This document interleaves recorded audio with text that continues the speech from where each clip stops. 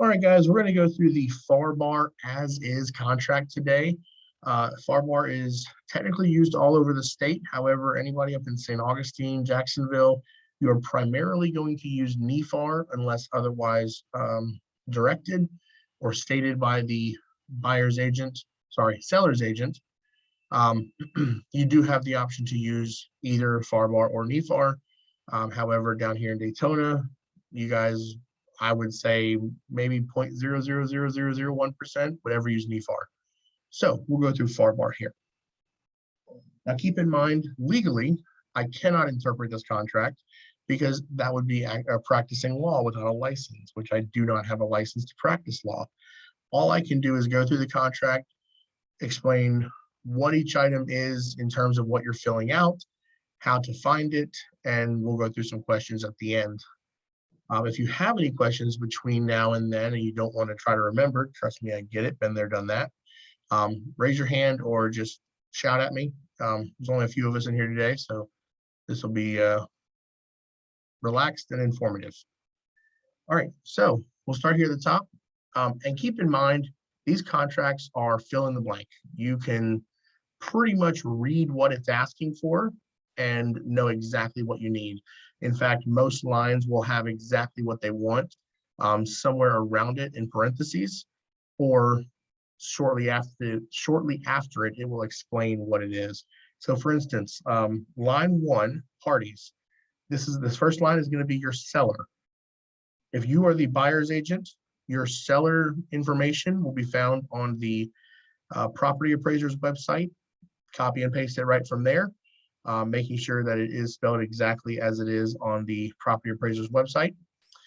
Line 2 is going to be your buyer's name. Again, make sure this is exactly as it would appear on their driver's license.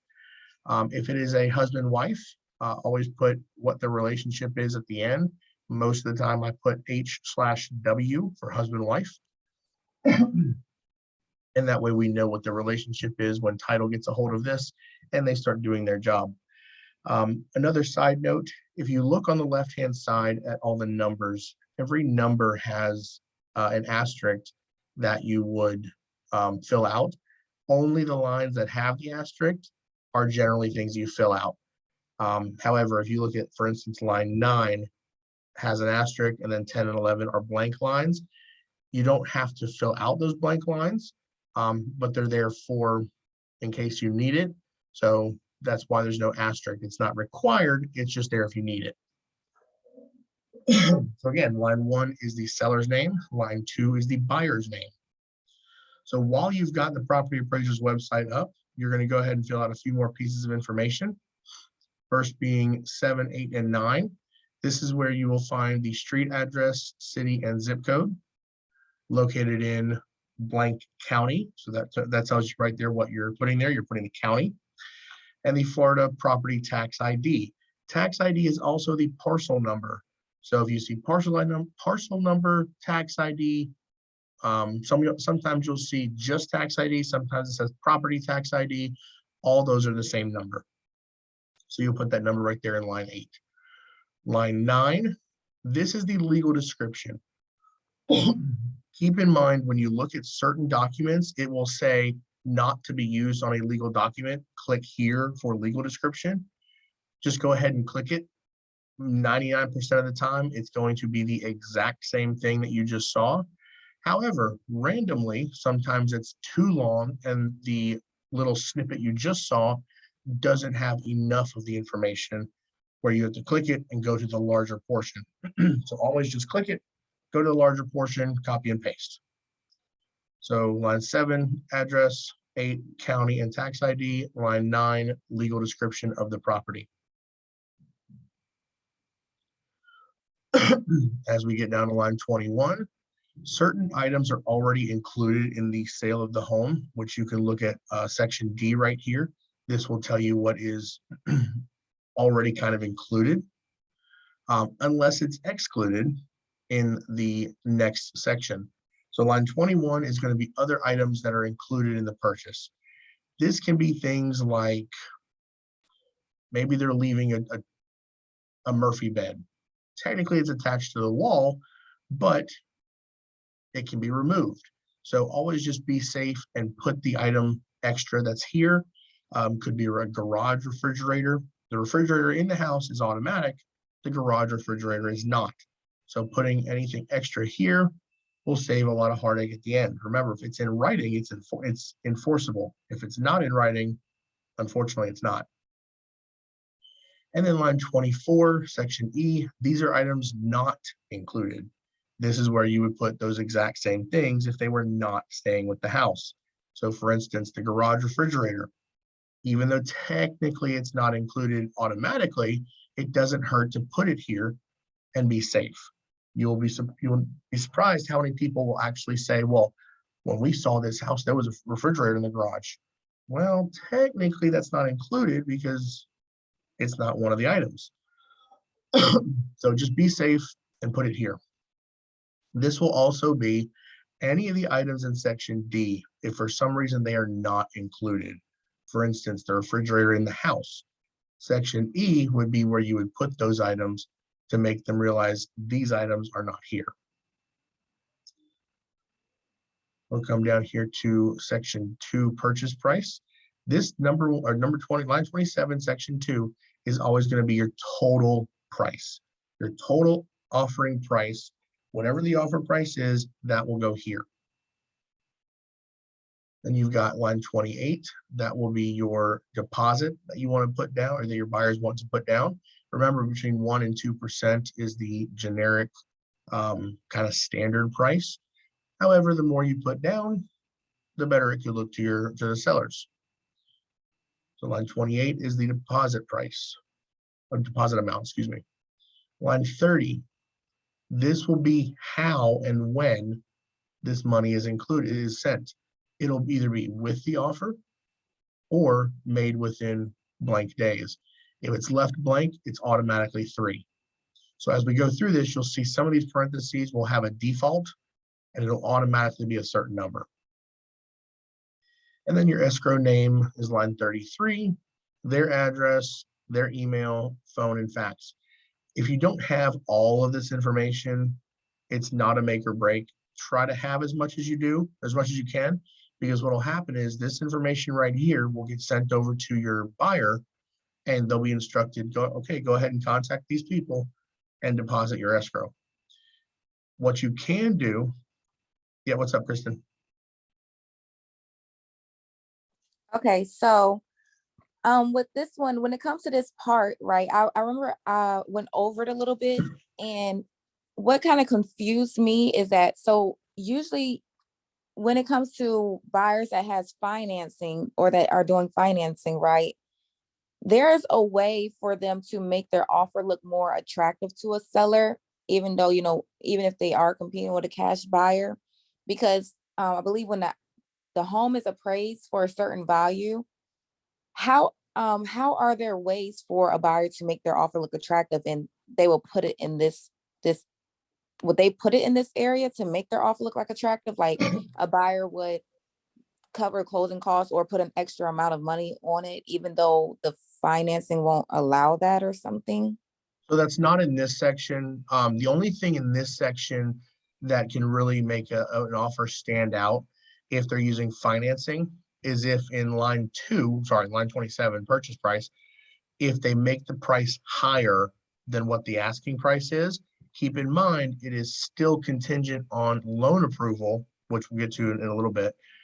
It's still contingent on loan approval unless they do something where they're doing X dollars over appraised value, which would be cash. That would be out of their pocket.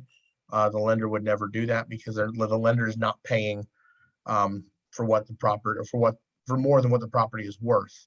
Yeah. Another thing they can do is for line 28, doing a higher initial deposit. Basically, it puts more skin in the game. Generally is 1% to 2%, but if you put 5% to 10%, just a number out there in the dark, it just shows that you have more skin in the game and that you're more willing to go through the process to make sure you get this house. So those are the only two that you can really do in this section. Technically, line 36 is an additional deposit. If they want to do a small percentage now, and then go through the inspection. If everything looks good, then we'll put more money down towards the home. They can do that. So there is 3 items you can do in here. But that's it for this section in terms of making the offer look good. Okay, and with the escrow agent, I heard Berkshire, they like to be the ones to, I believe like they like to hold the money, or so. So some of them, some brokers do. We at KW do not. We never hold money. What I tell everybody is the further you can stay away from the money, the better off you are. Because when money gets involved, people get angry. So when it comes to the escrow agent, you have 2 options. One, contact the selling agent and say, hey, who is your title company? And let them hold it. Or B, if they don't have one, or maybe you don't trust them, whatever the case is, Blue Ocean Title will hold it for us. Okay. Blue Ocean is the one that we affiliate with, so they'll hold it for us. And then during or at closing, it'll just get sent over from Blue Ocean to whoever the closing company is. Okay, thank you. So that leads us into line 36, which will be any additional monies that they want to put down. Again, if left blank, it's 10 days, but you do not have to use this number right here. This is only if they want to put down more, that can make the offer more attractive, or it can just put a little bit more, out right now, so they don't have to come up with a huge chunk later at closing. That leads us down to line 39, financing. This is the amount for the loan. So you'll have the total price. You'll find out from the lender what their down payment percentage is. You'll remove that percent from the total price. And then the financing amount is what comes down here. Anytime you have a question on financing, get a hold of the lender. The lender will be happy to work out some math with you to make sure you're both on the same page, and we're good to go. So line 40, other, this is just other monies that they're willing to put towards the home for whatever reason. It's just one of those like, hey, we give you an extra line in case you need it. And then our line 42, this is going to be your balance to close. Remember, this does not include buyer's closing costs, prepaids, or prorations. So closing costs are Uncle Sam's money. Prepaids are any HOA, CDD. Prorations are any taxes, any monthly or yearly monies that get prorated throughout the year. So that is not included. This is strictly what the lender requires to close. So if the lender says, you got to put a down payment of 20,000 and you've already put down 5, then the balance to close is 15. So what you would end up doing is all of these lines, so line 42, line 40, if you use it, line 39, line 37, and then line 28, all add up to equal line 27. So all those add up to equal the purchase price. All right, moving down to line 45. Line 45 here is your time of acceptance. This will put a date. There's no time, but you put a date. If it's left blank, it's automatically 2 days. Always put a date in here just to be safe, so there's never a question about time frame. But generically in this area is about 2 days. NEFAR's area, St. John's, Jacksonville, all that up there, we see anywhere from 24 to 48 hours. So put a date there, and this will be when you have to, or when the seller has to respond to you. Each page is also going to have at the bottom here the buyer's and the seller's initials. They have to sign, or sorry, they have to initial each on both sides on every page, making sure that this acknowledges that they have seen this. All right, next page, line 53. This is when the closing date is. Now keep in mind, closing dates can change, and that's fine. We have addendums for that. But closing date will be put here. Make sure if it's a quick close that you check with the lender if they're using one, to make sure the lender can accommodate that time frame. If they cannot accommodate that time frame, then you need to make sure of what they can do and put that. This is also a room or a tool for negotiations. Contact the selling agent, say, hey, what's your seller's motivation? Are they ready to go right now? Do they have to get out of Dodge, or do they have time? If you're trying to win a deal, sometimes time frame makes a lot to do with it. So check with them, see what their motivation is, and put the closing date accordingly. We'll scroll on down. And you see on line 72 does not have an asterisk, but it does have a checkbox. It's not required, because this right here, you would check it if the property is leased right now, or they're going to occupy it after closing for some reason. If that happens, we do have a rider, post-closing occupancy by seller. We're not going to get into riders today, but if you ever have this one that you need to be checked, contact me, Lee, or your TL, and we'll help you get through this. So again, line 72 is if you check this, this is for the property is currently leased, or there's going to be occupancy after closing. Line 83, this is assignability. Check 1. First one is buyer may assign and thereby be released from any further liability under the contract. Second box on line 84 is may assign but not be released from liability under this contract, and the third box is may not assign this contract. If no box is checked, then buyer may not assign this contract. Generally, it's may not assign this contract. That's kind of what is standard. If there's ever one of these other two checked, we can talk about it and see what the reasoning is behind it. Everybody has different reasonings, but generally it's may not assign this contract.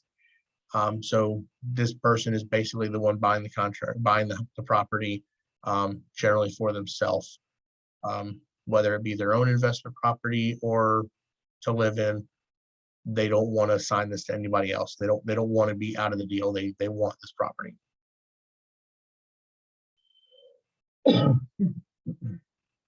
Down to line 88. This is financing. So you've got a bunch here in the financing section. First one, 88, this is a cash with no financing contingency.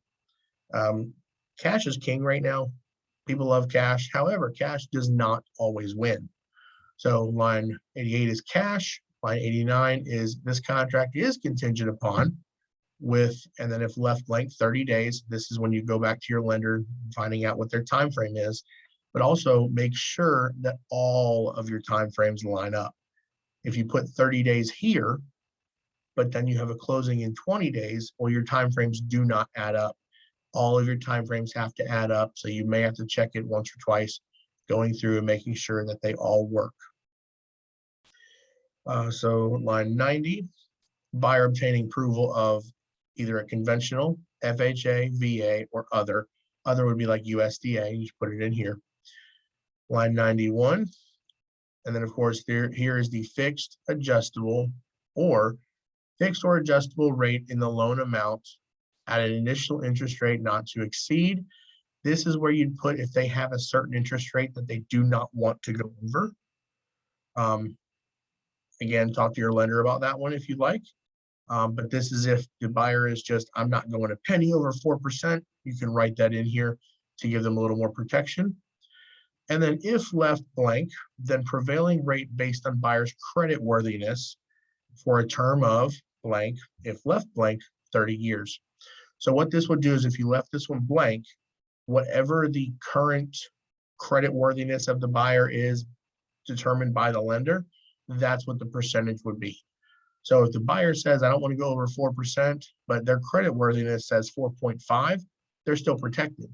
But if they don't put anything, if you don't put anything here because they don't care, then whatever they're qualified for would end up being their rate. And again, for 30 years if left blank. But again, line 91, fixed or adjustable, and then either fixed or adjustable. Again, this is something you'd go to your lender and the buyer and say, hey, what are you aiming to get? Moving on down to line 97. Buyer shall make application for financing within, if left blank 5 days after effective date. So once you've gone under contract and you're effective under contract, then you have 5 days, if left blank, for the buyer to make the application. This is also something you'll want to discuss with your buyer. If they have a job where they're working 24-hour shifts, I've seen this with a lot of military, a lot of first responders, 5 days may not be enough. So you definitely want to have this conversation with them.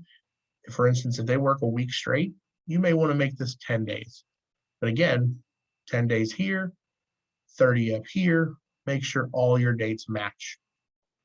You do not want to make the dates kind of overlap to where they all just kind of fall apart, because then the contract is not valid. And we've got more buyers and sellers initials at the bottom of this page.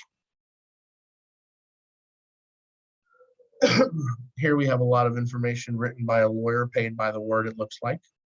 Again, I'm not a lawyer, so I cannot interpret this. I do recommend you read the entire contract, FARBAR, NEFAR, purchase and sale, and listing. A lot of this stuff is very self-explanatory, but you need to read it for yourself. Line 132, an asterisk is off.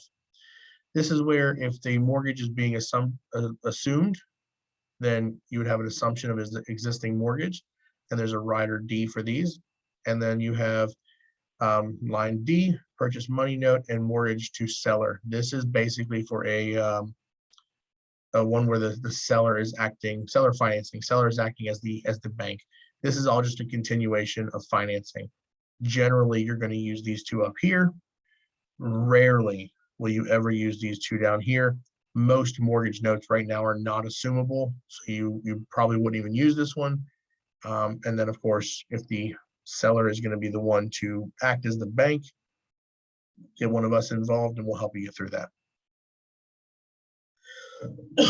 Here's the big difference I find between NEFAR and FARBAR. NEFAR, we get to choose what the closing costs are for each side. FARBAR says, nope, these are standard. So the only thing that's different on this is line 140 for sellers closing costs and 154 for buyers.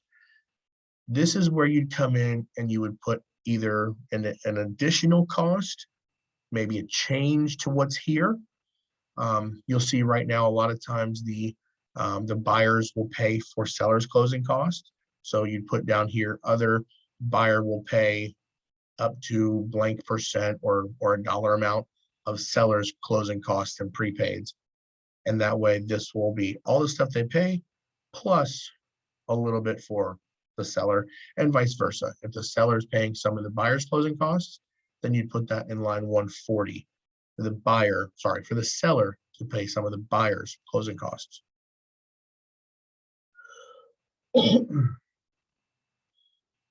Moving on to line 155, title evidence and insurance, at least if left blank than 15 days prior to close, sorry, then 15, or if paragraph 8A is checked, which let's go to 8A and I will show, oh, wrong way. 8A is cash, so cash is much quicker. So if 8A is checked, then it's 5 days, otherwise it's 15. This is where title evidence and insurance is provided prior to the closing. This is all done by the title company.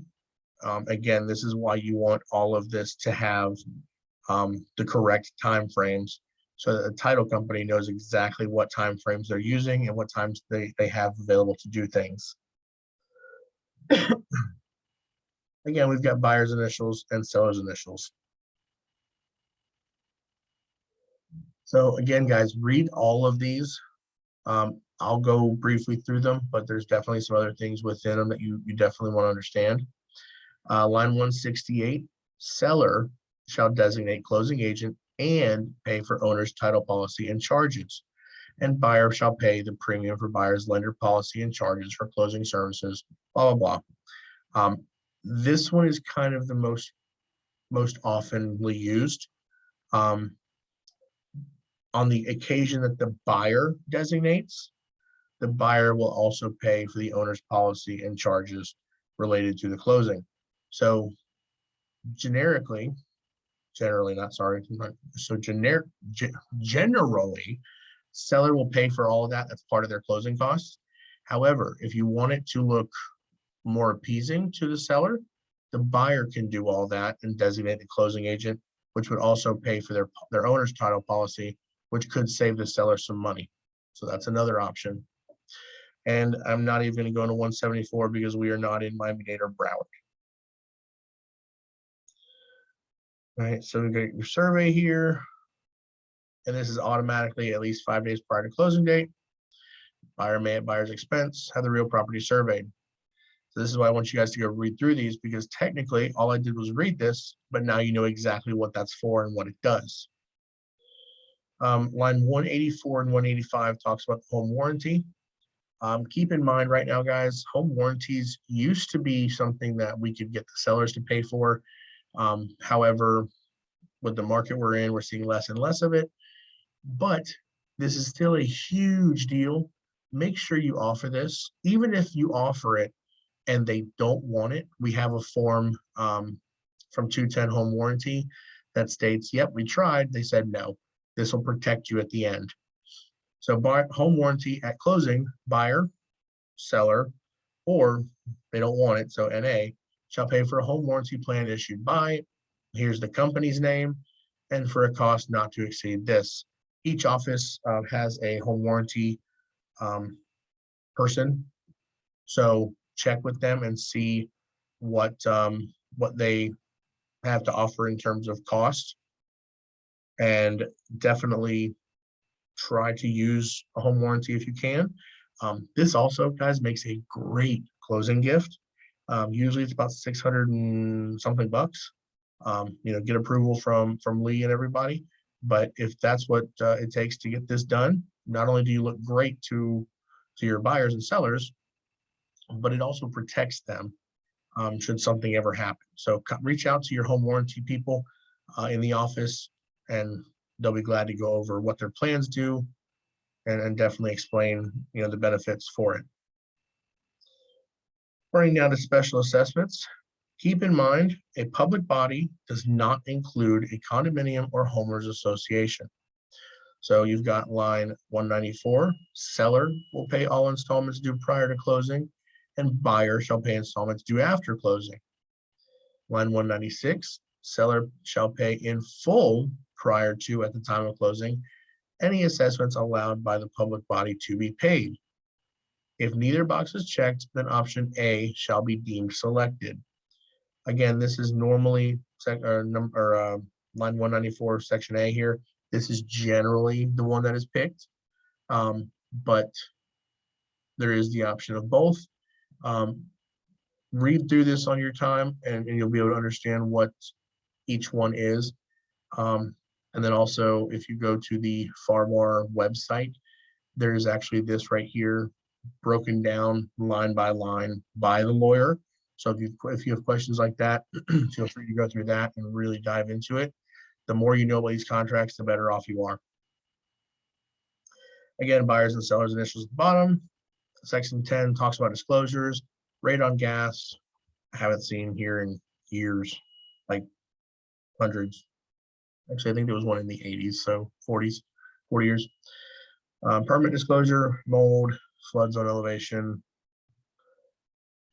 And then you've got a continuation of section D, flood zone elevation certification. Line 225 says here, we found the beginning sentence. That's a run-on sentence. Basically, buyer may terminate this contract by delivering written notice to seller within blank, if less than 20 days after effective date, and buyer shall be refunded the deposit, thereby releasing the buyer and seller from all further obligations under this contract. Failing which, buyer accepts existing elevation of buildings and flood zone designation of the property. So this is where your flood zone protects the seller. Sorry, buyer protects the buyer. They have the right to pull out if the flood zone is not to their liking. Energy brochure, lead-based paint, if required. There's nothing here to check. It just basically says it was 478. Make sure that this is attached. Homeowners, foreign investment, seller's disclosure, property maintenance, we get down to property inspection and the right to cancel. I call it their get out of jail free card because it literally is that. They have, if left blank, 15. Otherwise, you can put a date in here, a number here. This is another tool you can use to make it look better. If you decide to do, or sorry, if your buyer decides we only need 5 days, put 5 days here, but make sure you have a inspector who can be out there within this time frame to make sure that you're not having issues and extending this where you don't need to. Again, guys, this right here is a tool you can use to make your deal sweeter, but keep in mind this market, we're seeing inspectors have a backlog. They're taking some time. This right here is the time frame to have things inspected. Buyers and sellers initials. Walk through inspection, re-inspection, seller's assistance and cooperation, assignment of repair and treatment, escrow agent and broker, professional advice, and again, buyers and sellers initials down here. Default and dispute resolution. There's some automatic things that get brought into these contracts. Again, read through this, guys. If you have any questions, you can reach out to FARBAR or NIFAR, and they can go through all these items with you, as well as point you in the right direction for their recordings. In fact, Kristen, the NIFAR one I sent you is the lawyer going through it. So you'll have all that for NIFAR. So if you have questions on FARBAR, there should be a video. I'm going to see if I can find one and send it to everybody. There's some standards involved. And again, buyers and sellers initials. Title examination. These are all part of the standards. Survey, ingress and egress, lease information, liens. Time is of the essence in this contract. Time is always of the essence in every contract. Make sure you guys read all these when you have time. Force majeure. That's just a fun word to say. Again, buyers and sellers initials. And then we've got conveyance here. Remember, these are all still part of the standards. There's a lot of standards. We've had 3 or 4 pages already of standards.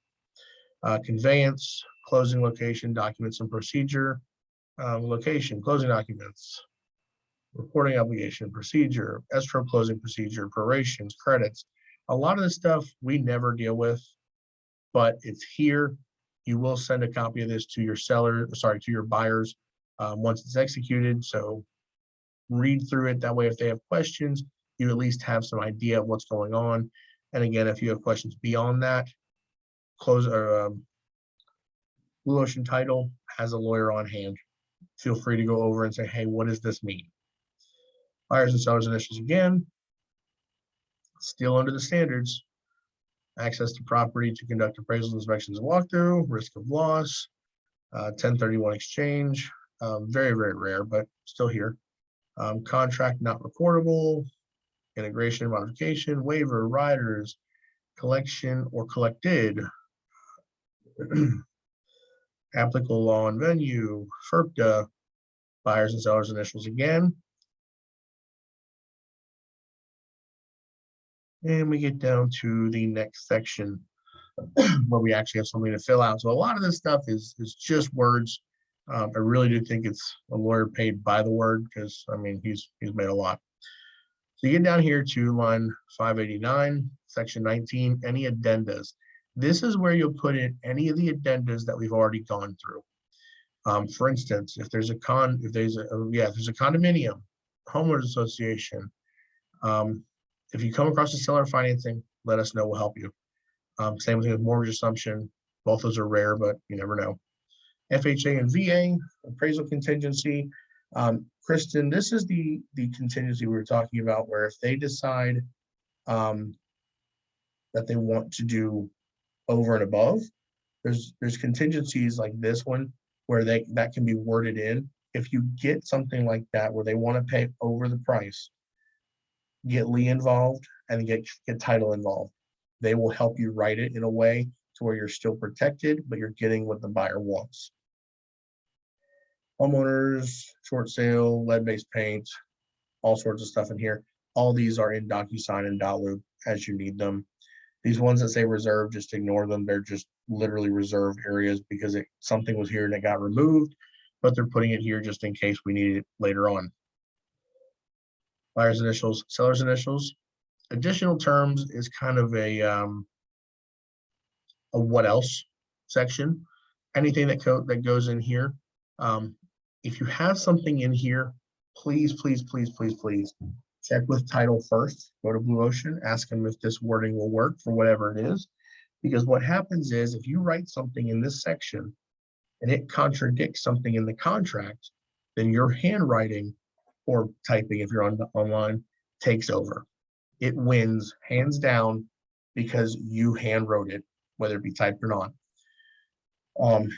But always check before writing something in here that it doesn't contradict something else. Things like that can go in here. I put things in here like let's say the garage fridge, even though it's up top, I like to put it here as well, because this is kind of the, hey, I'm just making sure you saw this section. Here is your line 610. You will never fill this out as the buyer's agent, only the seller's agent will. They'll do a counter offer and they'll send you back their counter offer. And then line 619 on is where you will write stuff again. Your buyer's information here. Your buyer's signature will go here. And then the date. If the seller agrees, seller signs here. Buyer's address for purposes of notice. You'll put their address currently. Leave the seller's information away off of here. Don't put anything for sellers here. Let the agent do that. This is your information as the buyer's agent. Line 634 is your name. Line 636 is your broker's name. So Keller Williams Atlantic Partners or Keller Williams Florida Partners, and then St. Augustine or Daytona Beach, whatever it is. And then here will be the listing sales associate and their broker. This information is in the MLS. It's just nice to put it here for them. You don't technically have to, but it just makes it a smoother transaction if you can take the extra 2 seconds and write this stuff in for them. So that is the contract. It is fill in the blank. Feel free to send them to myself or your TL to review before you send it off to anybody. We'll be glad to give you some tips, tricks, and pointers, make sure everything looks good. But that is the contract. Does anybody have any questions on anything in this or want to go over anything a little bit deeper? Keep in mind, I can't interpret it, but I can explain certain things. So I just want clarification. So basically, we're sending this and they're reading it themselves, but may come back to us with questions. So that's why we need to make sure we understand it. But so, you know how you said, I'm not a lawyer, I can't really interpret this for you. But if they ask us questions, how are we supposed to That's a great question. that? So what I tell people is I send this, I fill it out, I send it over to them in their email, and I say, hey, Mr. Buyer, I just sent you a contract. Take a look at it. It's everything that we've discussed.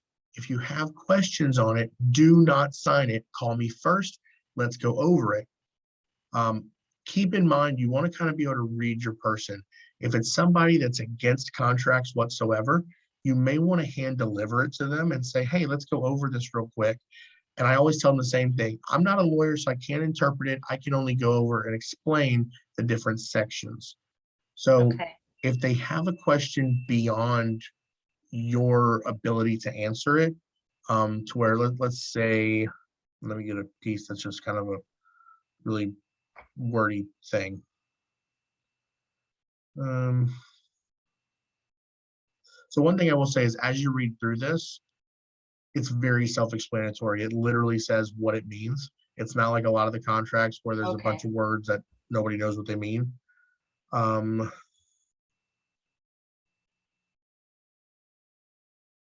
I'm just gonna pick this one. C, ingress and egress. Seller represents that there is an ingress and egress to the real property and title. I lost my line. Entitled to the real property is insurable in accordance with standard A without exception for lack of legal right of access. If they come to you and say, well, what does this mean? Well, ingress and egress means that there is a place in and a place out. Well, what is standard A? As soon as they go beyond what the words are, because me telling you ingress and egress, it's not interpreting this, it's telling you what ingress and egress mean. So if they go beyond that and it's, well, what is all this stuff?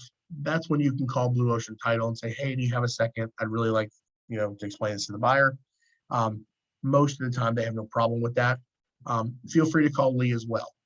If you're Okay. just kind of giving them a definition like this with ingress and egress, all I did was tell them what it is. But the moment they get into a little bit deeper stuff, that's when I get, title involved, because while I know what it is, I don't want to be the one to say it and then them say, well, you didn't explain it that way. Right. Right. Okay, thank you. I know that some people are really particular. Yeah.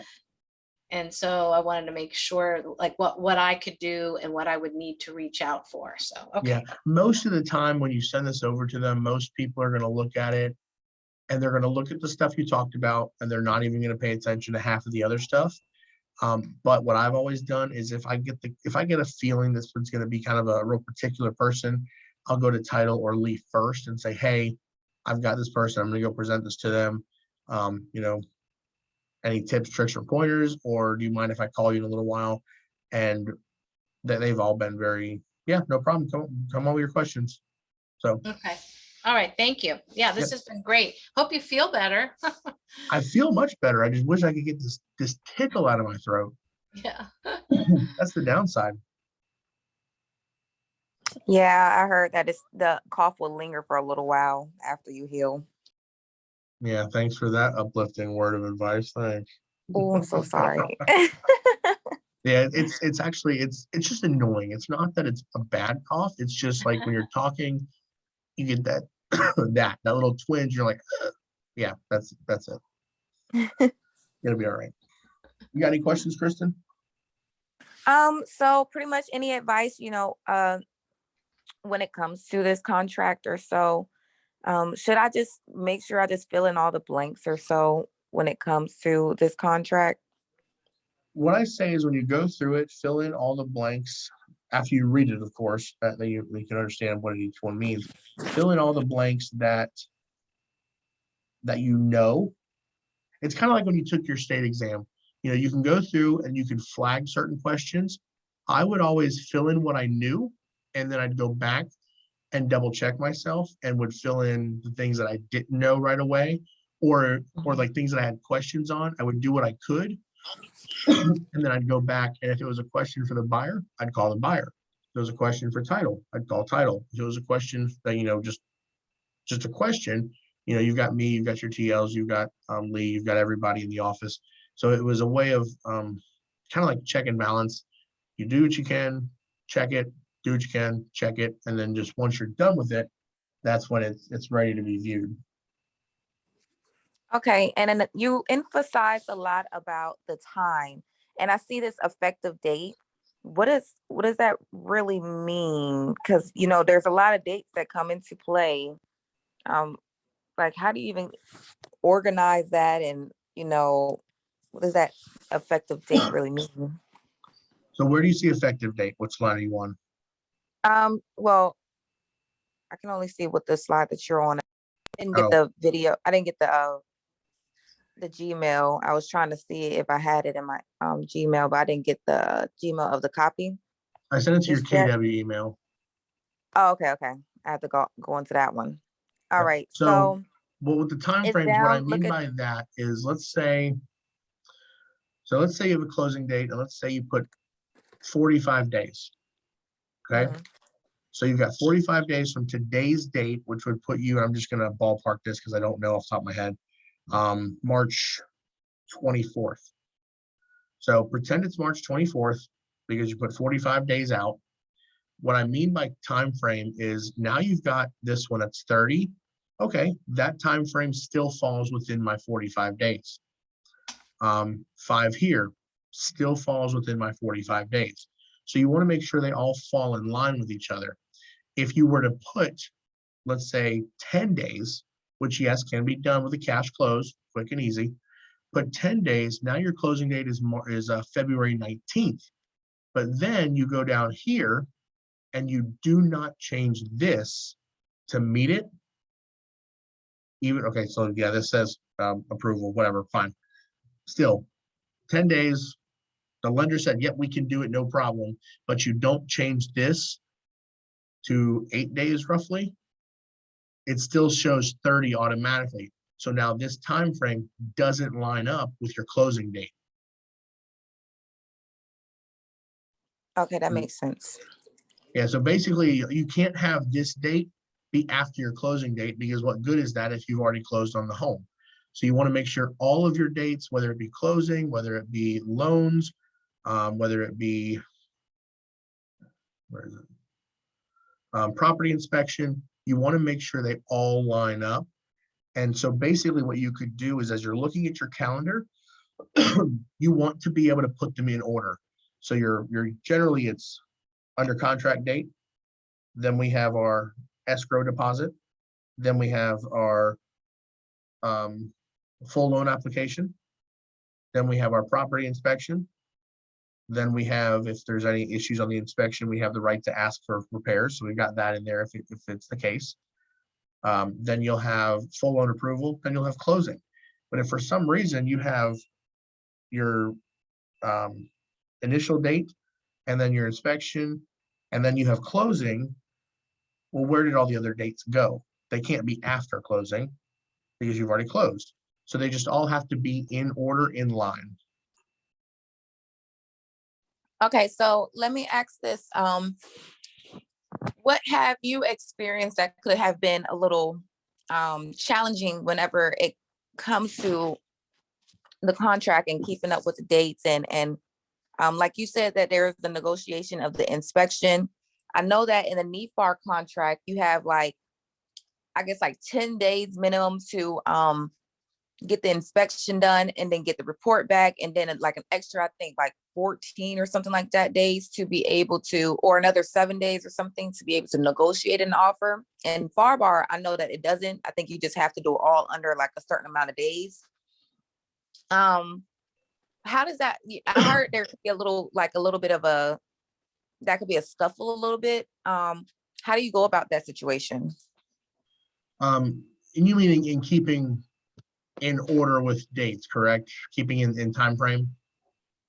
Yeah, just keeping in time frame and stuff when it comes to, you're dealing with, for say, let's say I'm a buyer.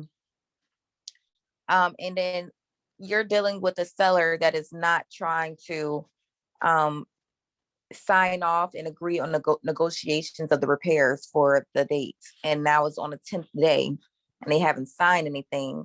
Or, I mean, you're just now getting a signature and then, they're just now giving you back like what they will pay for and what they will not pay for. Like, how do you go about that? Like staying on top of those things. Do you just like continuously call them to make sure that they are? So a little bit of that, and you're also, you're not only going to kind of just keep calling, texting, emailing, whatever it is. You want a written communication. So every time you call, follow up with an email to the lender, to the seller's agent. That way you have proof and a record of what you've done. But when it comes to, let's assume that it's the last day of the inspection, of the response period for the repairs. If your buyer is okay with it, because all this has to be your buyer's choice, you have a few options. If these items in this are make or break, and either they fix it or you're done with the contract, I have in the past sent 2 documents to the lender, to the seller's agent. One was an extension for dates and timeframes to extend our property inspection and response time to where they could meet it. And I sent a cancellation of contract. And I said, here, either you guys extend it and agree to what we need, or just cancel the contract, we're done. So you have to play hardball a little bit with them. But again, this is all up to your buyer. If your buyer is requesting a doorknob be fixed and they're not getting back to you, Mr. Buyer, are you willing to lose this house over a doorknob? They may or may not be. So you have to ask what they're willing to do.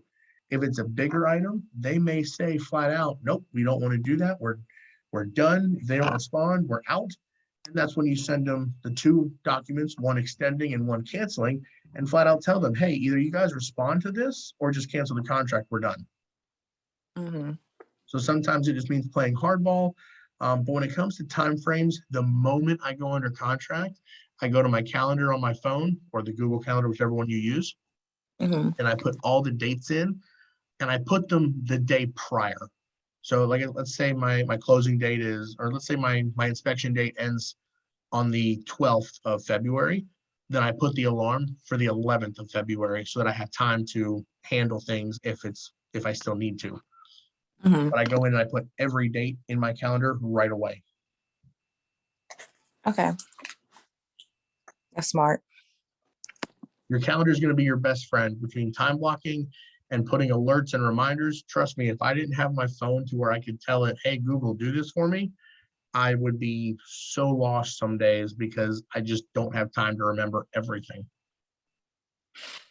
It seems like it's like that. Okay, I keep hearing the calendar will be my best friend. The calendar will be my best friend. I'm waiting for us to become best friends. It takes time. It really does. It took me about 6 months for it to really be, okay, I'm going to use this because I'm still a big, write a note, write a list down, and then I Mhm. forget where I put my list or I throw away the wrong list. I'm not throwing my phone away. So that's why my phone is truly my best friend. Oh yeah. Yeah, I'm gonna do that. I'm probably gonna delete my calendar on my phone that they provided and put on Google Calendar because I'm in love with Google right now. So I may end up just doing Google Calendar. That's my best way. That could be by far your best thing is Google. It's all linked together. So that's probably the best way to go. Yeah. Well, thank you so much, Rick. This has been informative. Not a problem at all. If you have any questions, feel free to let me know. Otherwise, our next class is tomorrow. Class tomorrow is 9 a.m. I have a closing at 11, so I've got to start it early. Okay, congratulations.